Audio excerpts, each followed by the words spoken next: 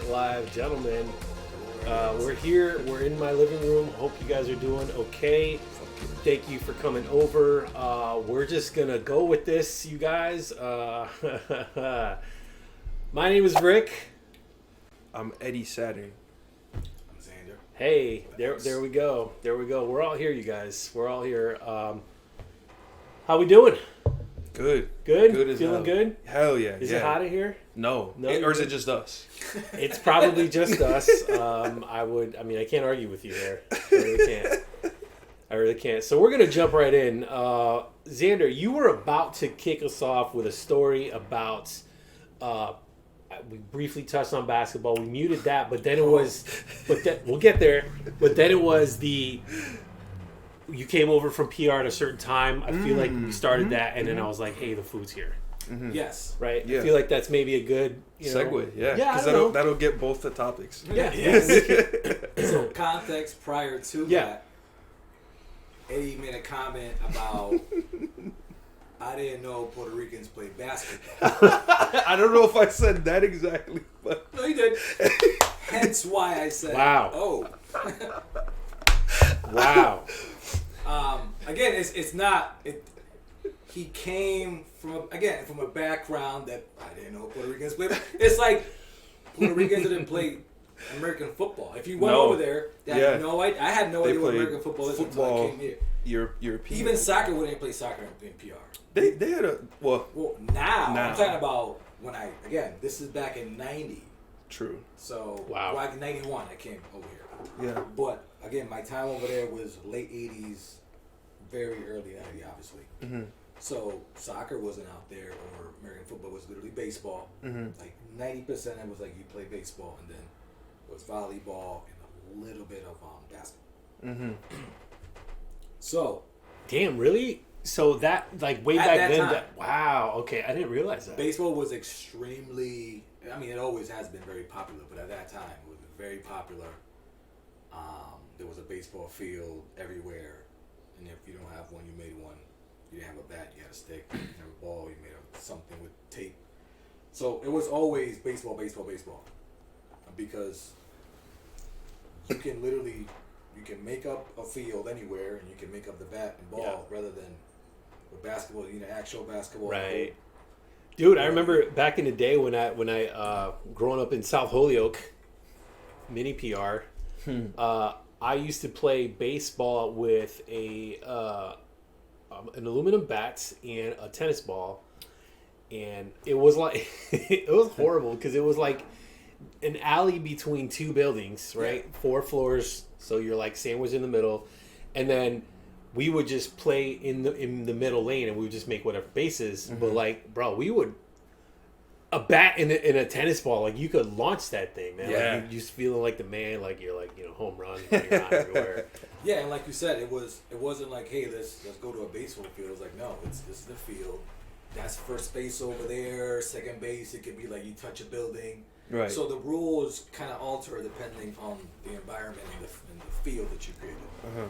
So that was kind of the same thing in PR. So back to the story. So where I live, the Caserío had a baseball field, and it had a huge baseball park right behind the actual project. And then we had a basketball court. Mm-hmm. And his basketball usually was empty. Some of the older guys used to play sometimes, but we didn't care. It was always baseball. And then these 2 kids, I forgot their name, but they were brothers. I still remember them to this day because one of the main reasons why I started playing basketball is them. That's because they were very good. I'm talking about like Jesus Christ. I'm young, and I wasn't expecting, because in my mind I had the same mentality that you had. Was I didn't know we played basketball. I didn't know we could be this good, because these guys were like boom boom between the legs doing layup stuff that I didn't see my guys play like, because it was always baseball. So if I see you being nasty at baseball, I was like, yeah, I get it. Right, it's regular. I see it, everywhere. Right. But when you're good at basketball, another different sport, I was like, oh, we can actually be good at different sports too. So I had that mentality too. So ever since then, I told myself, I was like, I don't even want to just be good at baseball. I want to be good in sports, and I was very competitive for an early age. It's not like I wanted to be. It's just I knew that, hey, let's play something, or let's I don't know, let's have a race. Like for example, that's one of the main things when you were younger. I don't know what it was. It was like, hey, let's have a race. Let's race. Okay. I'm gonna interrupt you real quick ahead. because I have to tell this story. I'm gonna put it up here somewhere, but I have this amazing picture. It's a great picture of Xander. He knows it very well. He's in a pool. He's making an O face, and it's the caption that I put on it was down 30. Better keep scoring because we were playing 2K, and this guy is a beast playing his game. Like he's really good. And I'm ass. I was so bad at basketball games, and so it was like not like, oh, we're playing a fun friend activity. It's like I'm gonna bury you into the ground type of energy.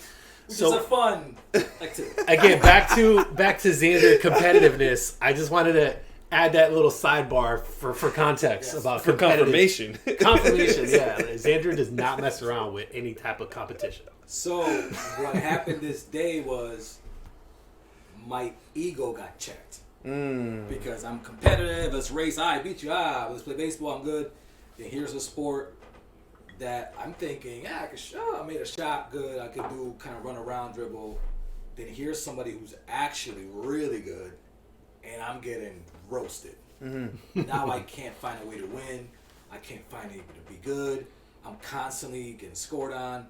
So this is when the frustration and competition now takes a left turn. Because again, it's easy when you're winning and but when you're losing and you try your best and you can't, that's when you gotta the mind game. How competitive are you there? Can you really control your? So when I was young, I was like, all right, I have to find a way to get better to play with these kids because they're gonna keep making me look like an idiot every time. Because now I want to play basketball.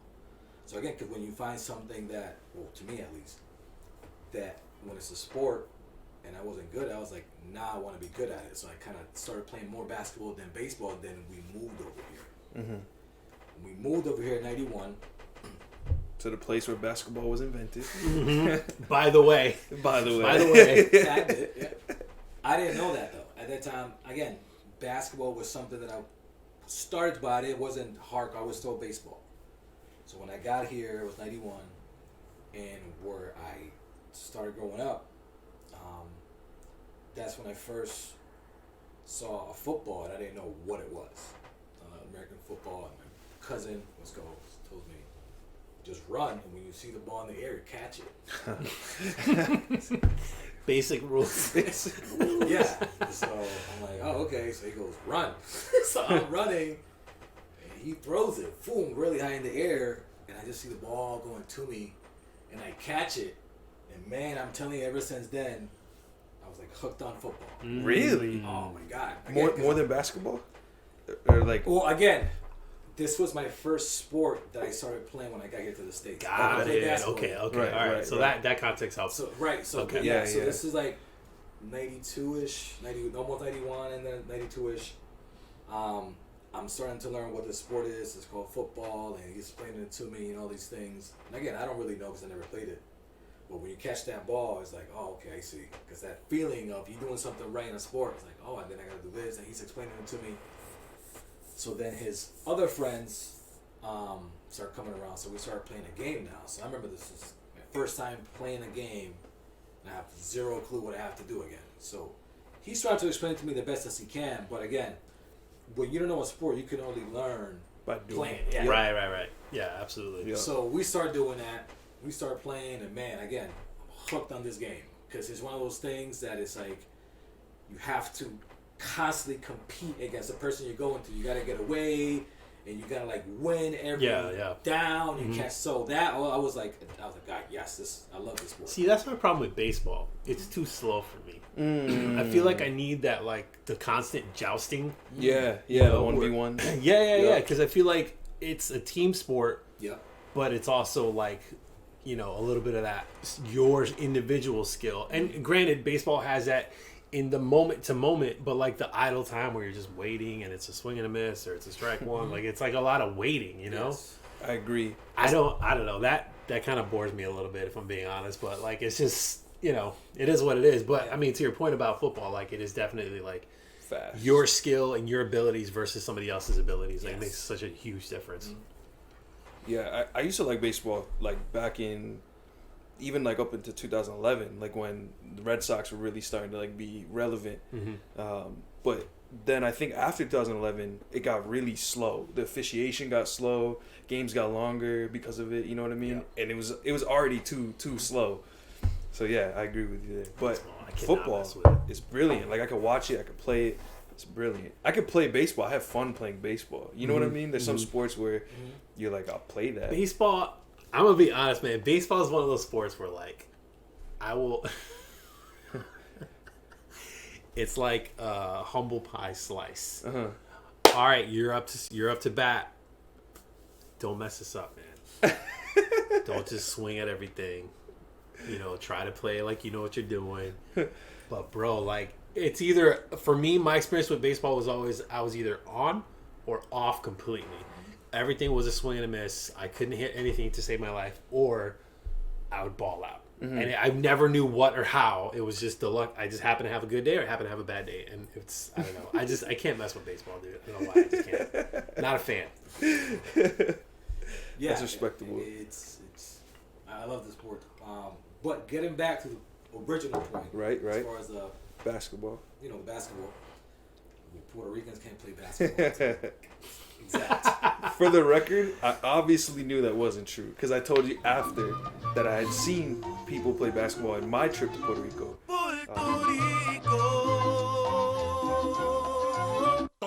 So for the record, I know that they can ball. I don't know any in the NBA though. Is there any? No. Well, I'm gonna get there soon. Okay. All right. The story continues. Yeah. So, I get here is 1993, and my life changes.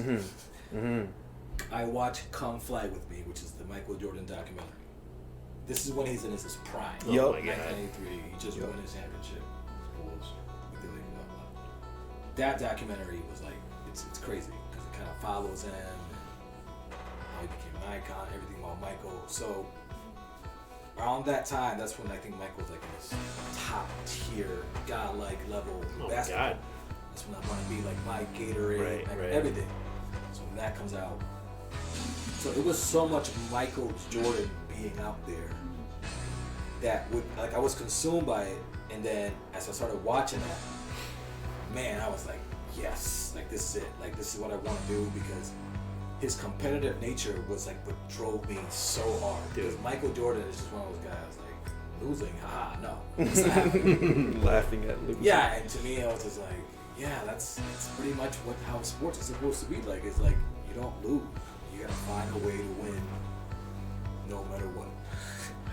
So when I watched that, like that damn documentary, which I watched I don't know how many times today. The "Come Fly with Me" documentary. Yes. Got it. Again, it's so captivating. Like today, I was to watch today, and it was so watching like it was. Wow, man, that's incredible. That's I mean that just kind of speaks to the timeless, the timelessness, the legendary status that Michael Jordan's achieved. Yeah. Speaking of that, sidebar, I was reading Instagram, of course, as one does.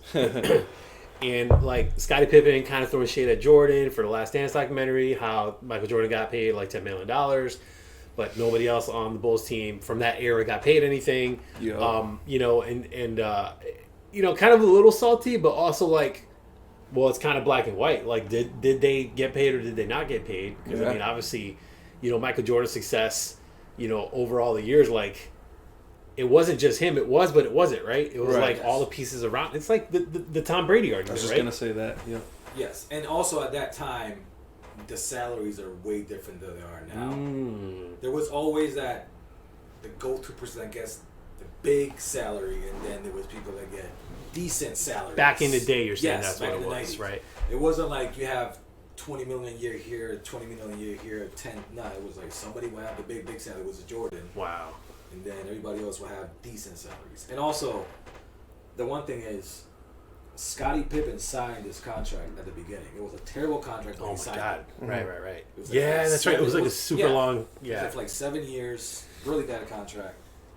So in reality, it's not like you didn't know what you were doing. Mm-hmm. You signed the contract. They waited. You wanted everything to go with shit. They were like, sorry, we can get you for this cheap. And when it comes to basketball, in the NBA, business really is business. They don't give a damn about you, like at all. So again, Michael Jordan was supremely underpaid for what he was, and but it was still a business. It was like, that's just what you signed for, and this is how much we're gonna pay you. That's why I think it was the last year he was gonna pay like $30 million. It was because he was like, I need to get paid. Right. You need to pay me. At that time, $30 million was ridiculous. But now that's kind of normal. To get paid $30 million a year in the NBA, which is still mind-boggling. It is, right? But also, we stay tuned for the next segment. We'll talk about finance. I declare bankruptcy! Yeah, it's $30 million back then versus $30 million today. Very different dollar amounts that we're talking about, right? And it's hard to quantify that because although it was an amazing salary at the time, today not as much. For me, it's amazing, right. but maybe for others, In that yeah. space, right? For those people. Yeah, I mean, my God, man. But like, anyway. So you're saying Pippen's contract was $30 million back No. Okay. Jordan finished with gotcha. At the end, he was getting paid $30 a year. Okay, all right, that makes more sense. That makes more sense. That's a zeitgeist. I feel like everybody, like every young man or woman, but like you know what I mean, like seeing another man like that was like who you wanted to be. I think that's a zeitgeist for us, Bro. Oh my God, you know. Like I still like honestly like being very honest like I was like the magic moment for me becoming a Patriots fan was the 2001 Super Bowl. I'm pretty sure that was the Brady Tuck rule. It was the Tuck rule, the Raiders, the field goal. Yep. And wait, it might have been the one after that because I'm remembering. It might have been the one after that. Pardon me. But the thing I'm remembering is it was 9/11 happened, and then that following year's Super Bowl, the Patriots were in the Super Bowl, and U2 played, and Bono did the like, and I have the U.S. flag inside of my leather jacket, and the names of the people who died in the background. It was like, this is awesome. Yeah. And what? Fast forward 20 years. Oh my God, Tom Brady's amazing. How is it that he's still playing this game? Like, it's incredible. And so like the similarities in terms of like admiration of a person, of a human being, like being excellent for like a sustained period of time is like, because it's hard, man. Like, how the hell did you do that all those years? Like, that's incredible, you know? So like Jordan, same thing. It's like his mark on the NBA is like etched in history forever. Right? Yeah. Forever. And I mean, how many times, like, till we die, we're gonna hear the who's the greatest of all time? Is it Michael Jordan? Is LeBron James the greatest? The answer is always Jordan. It's like you know, and it's always gonna be old school versus new school. Yeah. Like the new cats are gonna be like Patrick Mahomes. Yeah. Oh my God, Patrick Mahomes is amazing. Yeah. Ha ha ha. Tom Brady's gonna laugh in your face. Whatever. So it's just constantly. It's just always like it's never gonna end. You know, it's never gonna end. So for me, Tom Brady, 20 years in, he's undoubtedly, dude. Because and I see, you know, I guess I could say it's not so much like the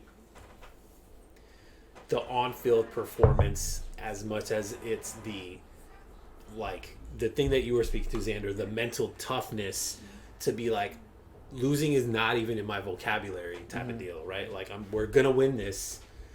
Freaking the whatever, we can spend hours talking about sports, but like the Falcons Super Bowl game. Oh my God, like the ultimate, like, you know what, you guys, I'm gonna show you guys. And Edelman's like, it's gonna be a hell of a story. Like going out of halftime, I remember trying to figure out something to say to help guys and let them know, hey, it's gonna be a hell of a story. This is gonna be a hell of a story. Yeah. The things that had to happen for that to turn around. God, that's that game. I could watch that game and never be bored. It's the best thing ever, dude. But jumping off that is, like you said, is halftime. Nobody in their right mind is thinking the Patriots are gonna win. No, dude, I left. Right, yes. That's the thing. Like, a lot of people were celebrating, they were partying, turning off the game. Yep. I want to watch this. But there's a certain amount of mentality that you got to have to say, we're not done, and we're going to win this game. Yep. And some people think you're crazy. No, but that's exactly what you got to have. Like, it's that craziness inside of you that, no, I'm still competing. I'm still going to go out there, and I'm going to win. And Brady, of course, oh my God, he has that ability. I mean, he has proven that he's immortal when it comes to football. The one thing with him was, let me see him do it on a different team. Done. Yeah. Super Bowl, also done, by the way. But usually, I mean, I don't care how good you are, you go to a new team, it takes a couple of years for you to figure the team out, dude. Figure the system out. Just figure things out. Yeah. Different team, Super Bowl, check. That's, you got to be like, all right, this guy is for real. Yeah, yes. It's really hard not to give it up after that. It's like, I get, even the haters be like, yeah, I guess. Oh my God, man, what a beautiful moment in history to just be like, you know what, everybody, you know, just the was it avocado? What was that? Who's the guy who got? I'm sorry, I don't know his name, but it's one of Tom Brady's teammates who got the avocados tatted on him in memory. The avocado tequila. Yes, thank you. Yes, exactly. It was just like a little nod to like, hey man, remember when you did that thing? That's funny. Remember when you threw the Lombardi?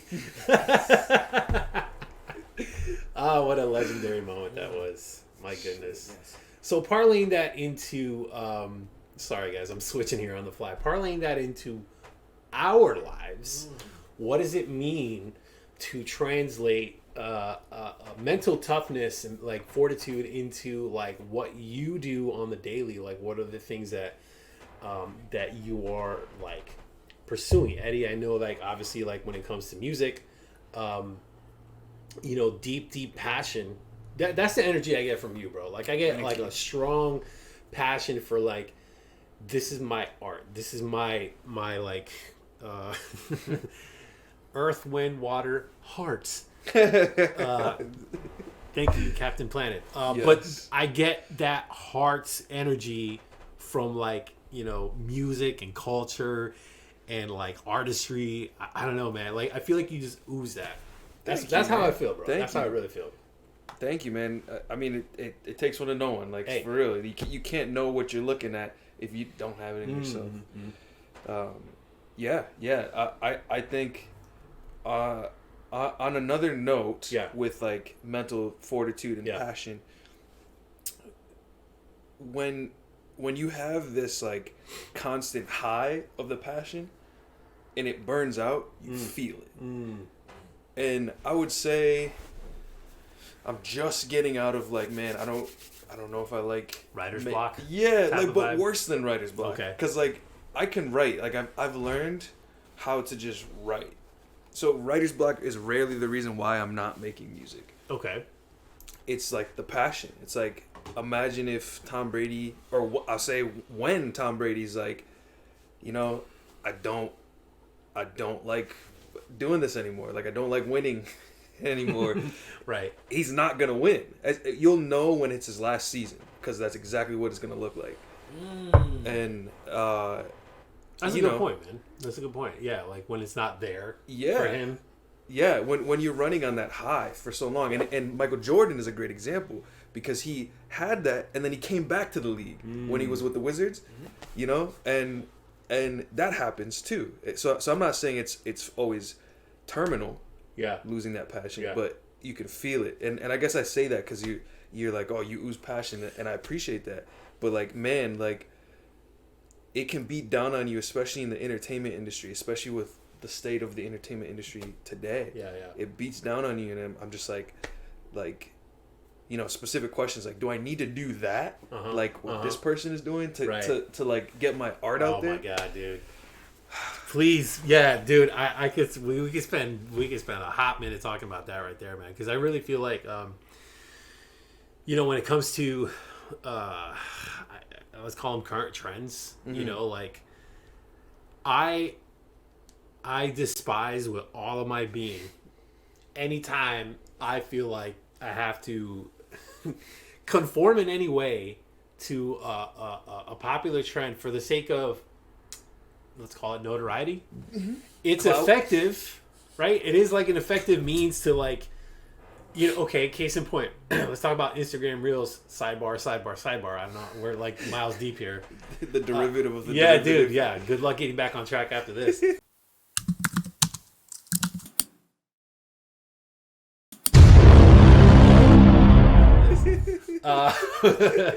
But real quick example of this is like, okay, I can post a reel of anything, but if I picked a popular song, instant views.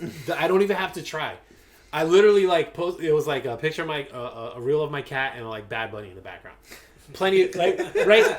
So like not even try. Granted, cats very popular on the internet, so there's an argument to be made for that. But that's besides the point. But something that this is the thing. This is my ultimate struggle. Is I could spend hours like dialing something in, and like, oh man, wow, that was so much effort. And then I could spend zero effort on something and get like crazy. So it doesn't. That really genuinely makes me upset and annoyed. But that's just kind of like current internet. Yeah. That you can't do anything about. You know what I mean? Yeah, you can and you can't. So there's like two sides of that coin. So the Bad Bunny song to the cat video that didn't take too much twisting of your arm. Right. Yeah. So easy. If you can find something that you either enjoy that's trending, or that is like low. What's the word, like low effort to include. That's fine. That works. Or you start the trend. Or you totally just play over the meta. You just make your own meta, and you're like, oh, I don't care about the trend. See, but it's hard to get there. It's fucking hard. Even for people that don't care. I was watching this YouTuber. I don't remember what YouTuber it was, but it was like this video, and the title was "I'm done." Clickbait. And it wasn't. Okay. And he opened up with like, "Oh, this might seem like clickbait, but it's not." and he was explaining. Make sure you watch to the end, though. Make sure you watch to the end. Make sure you watch to the end. And he gets to the point to kind of what we're talking about, and he's like, like, I don't care, like I really don't care, but you can't help but care sometimes. Like as a whole, you cannot care. Right. But when people are telling you, oh, this sucks, or like you weren't the same since you started, or like, oh, why do you do this, or like, whatever, any from any direction, or you're really great, you care at some point. And if you get to a point where 100,000 or 1 million people are saying that could like really beat down on you. Oh my god! Because I have like maybe 100 followers on Spotify, and I feel it, and people generally don't say mean things, but I'm just like, man, like, yeah. Anyway, I digress. No, man. I fully appreciate. I mean, this is a safe space. This is a safe space here. Good. I was afraid. I mean, there's at least minimum 50,000 people watching right now live. Whoa! Streaming this out to the internet right now. Just kidding, guys. No one's gonna watch this. Anyway, why don't we take a quick little timeout right here? Yeah. We'll kind of clear the air. We'll come back and we'll pick it up where we left off.